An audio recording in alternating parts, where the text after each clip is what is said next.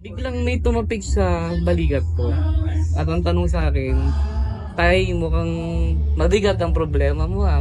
Si SB ay hindi talaga politiko, kundi talagang tumutulong. Hindi pa man eleksyon, tumutulong na. Ako si Owi Santos sa Pandacan, 6th District. Nagsaano ako na si service ako ng e-trike, pasada-pasada, 2019. Sa PGS yun eh. Kasi yung anak ko, na diagnose na merong sakit na MPS, ang tawag doon mucopolysaccharidosis.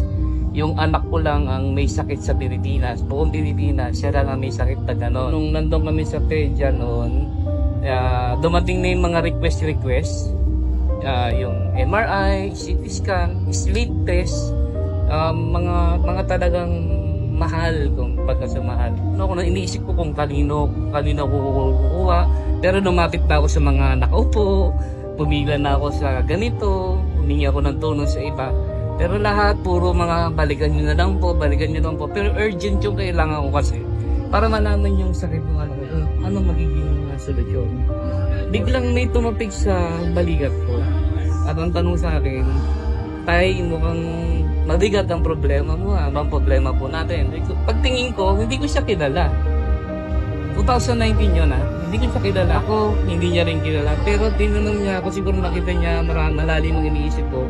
Tinanong niya ako kung ano problema. Sabi ko, "Sir, kasi yung anak ko may sakit. Kailangan ng mga laboratories, CT scan, MRI, yan. Medyo talagang wala po talaga."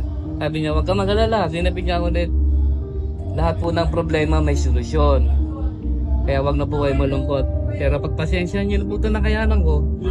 Ito po, meron siyang nilabid na parang kasama niya. Then, pagkabulong doon, may binigay kay Sir SB. Tapos, binigay sa akin.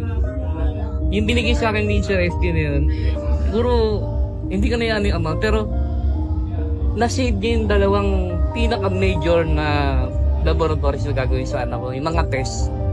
Malaking tulong si Sir SB. Hindi siya politiko, pero kusang loob, kung nakita niyo yung taong may problema, parang nandun siya. Hindi ko ma-express kung ano yung ano. Kaya, inabangan ko si Sir SB.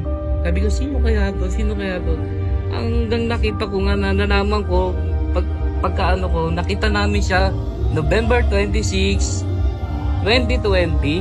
May pandemic na siguro nun. Nakita namin siya sa tutok-tuwin. Yung nagbigay siya ng relo kay Willie.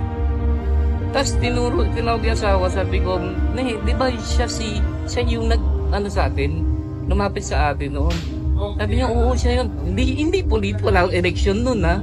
Pero tumulong siya ng talagang kung ano yung matutulong niya.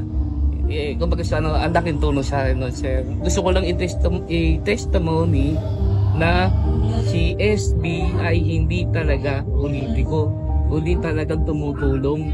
Hindi pa man eleksyon, tumutulong na. Yun lang ang masasabi ko para kay Sir SB. At Sir SB, mabuhay ka po.